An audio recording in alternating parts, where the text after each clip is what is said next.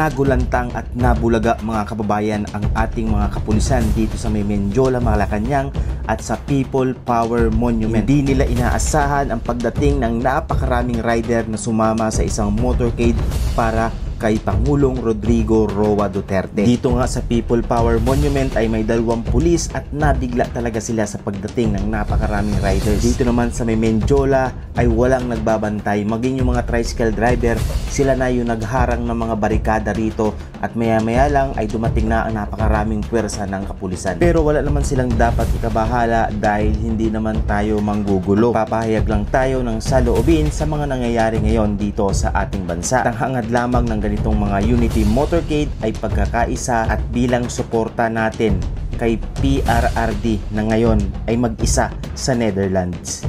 Good day mga kababayan ko, at yan, makikita po ninyo na nagkaroon nga po ng isang motorcade dito lamang March 23 dito nga po sa Quezon City sa Metro Manila. At itong motorcade po na to ay inorganize ni Tatay Rani. Bale, makikita po ninyo na napakaraming mga motorista at mga riders po ang nakipag-participate at sumama sa atin. Bali, itong event, itong nakikita nyo ngayon ay nasa kahabaan po tayo ng White Plains. At ito nga po ay palabas na dito sa EDSA, pero bago po yun ay matadaanan natin ang EDSA People Power Monument. Bali, nanggaling na po tayo dito sa may Menjola, sa may Malacanang. Yun ang unang stop na pinuntahan ng grupo ng riders na ito. At ngayon nga po ay nandito na tayo sa EDSA People Power Monument. Kung mapapansin niyo, walang mga bantay po na pulis, as in talagang nabigla, nagulat yung mga 2 pulis na nagbabantay po rito sa EDSA People Power Monument. Hindi nila inaasahan na merong na may mga riders na pupunta rito. Ganun din po yung nangyari kanina sa may Menjola at nabigla din, kaya agarang nag-deploy sila ng puwersa ng mga kapulisan para magbarikada doon sa Menjola. At kung mapapansin niyo ay titigil po muna lahat ng riders dito at magkakaroon ng konting titipon para na rin ialay ang rides na to sa ating dating Pangulong Rodrigo Roa Duterte na ngayon ay mag-iisang lumalaban sa Netherlands. At talaga namang grabe yung kanilang ginawa sa ating dating Pangulo. Eto na mga kababayan, nagbabaan na po ang mga riders upang pumunta dito sa mismong EDSA People Power Monument. Actually, alam ko bawal dito talaga magtipon-tipon ng walang permit or ng walang pahintulot. Pero talagang nabigla po ang lahat dito.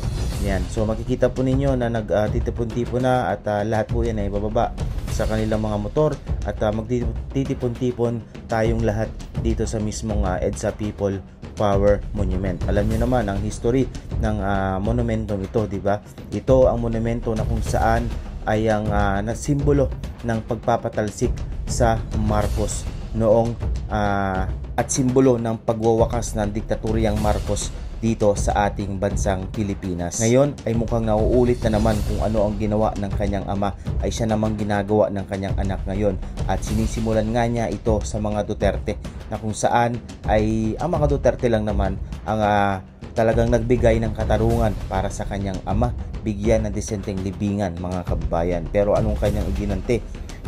Dinaan niya lang daw to at ito daw ay pinasalamatan na niya ang mga Duterte noon, pero parang hindi siya nagkaroon ng utang na loob. Kaya naman ito ang mga tao ngayon nagkakaisa, nagtitipon-tipon saan man panig ng Pilipinas, hindi lang sa Pilipinas, maging sa buong mundo ay nagtitipon-tipon, nagkakaroon ng iba't ibang pagtitipon, pero sa isang mapayapang pagtitipon lang mga kababayan. Mapayapa lang tayo, hindi tayo pwedeng humakbang ng patungo sa isang kaguluhan. Talagang sa payapa lang tayo. Ito, panoorin natin mga kababayan ang pagtitipon-tipon dito ng ating mga kababayan dito sa EDSA People Power Monument. Saksihan po natin ito. Hi sir. Sige po. Ayan o. Ayan.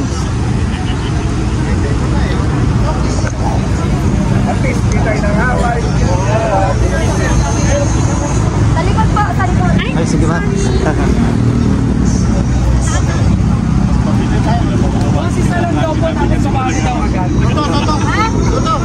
Picture lang daw po, tapos sa bahay.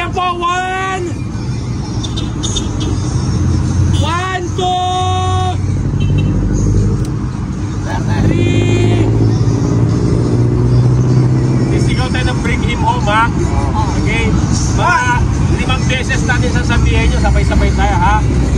1, 2, 3, set, go! Bring him home! Bring him home! Bring him home! Bring him home! Bring him home! Patingin natin siya ng advance happy birthday sa pagkain. Pagkatapos na huli, we love you, Tatay Digong! Okay, ready? Alauna, alas 2, alas 3! We love you! Kaya ka na magkalay! Happy birthday, Tatay Digong! We love you! Okay, ready, ready? 1, 2, 3, Happy birthday, Tatay Digong! We love you!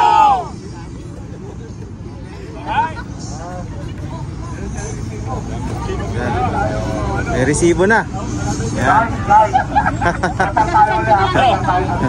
Timog tayo, timog! Meron pa tayo pupuntahan isa. Malapit na. Yan.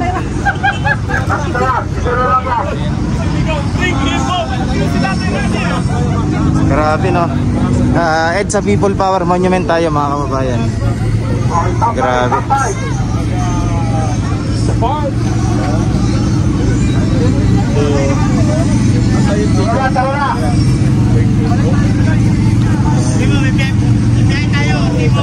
At matapos nga po yung pagpunta natin sa EDSA People Power Monument ay nandito naman tayo sa may bahagi ng San Juan. Dito around sa may Green Hills, naglibot-libot din po ang motorcade na to. At bilang panawagan na rin po na sinusuportahan po ng karamihan ng Pilipino ang ating dating Pangulong Rodrigo Roa Duterte. Natutol ang ginawa ng gobyernong ito, ng administrasyong ito sa pagsuko ng isa nating kababayan sa mga banyaga. Hindi lang siya basta Pilipino, kundi naging dating Pangulo pa ng Pilipinas na talaga namang minahal ng taong bayan, ng mga Pilipino. Sana maisip din ito ng ICC. Sana, alam ko, magiging history ito sa ICC dahil siya lang yung Pangulo o siya lang yung i-detain sa ICC na nagkaroon ng gartong suporta ang taong bayan. Halos araw-araw sa Hague sa Netherlands ay talaga namang maraming Pilipino ang nagpupunta ron bilang pagsuporta. Sana maisip ng ICC na kung ang taong ito ay nagkaroon ng pagkakasala at pumatay nga ng mga tao, pero bakit ganito ang pagmamahal ng kanyang ng Pilipino sa kanya? Sana maisip ito ng ICC dahil sa tingin ko wala man sino pa sa mga na huli or kinuha ng ICC ang minahal ng ganito.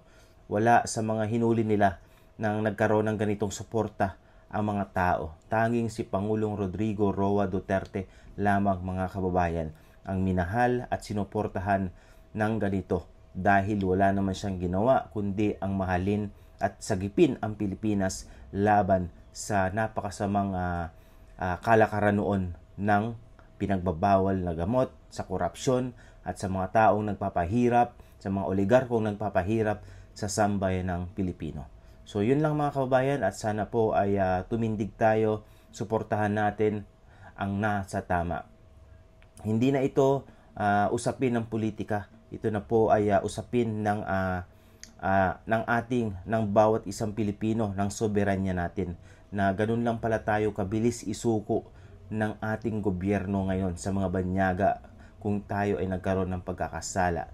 Ang ICC, hindi nila alam, wala sila dito noon, hindi nila alam kung ano ba talaga ang ginawa ni dating Pangulong Rodrigo Duterte noon. Wala silang alam sa kanyang ginawang pamamalakad noon na talaga naman tinangkilik at minahal ng taong bayan.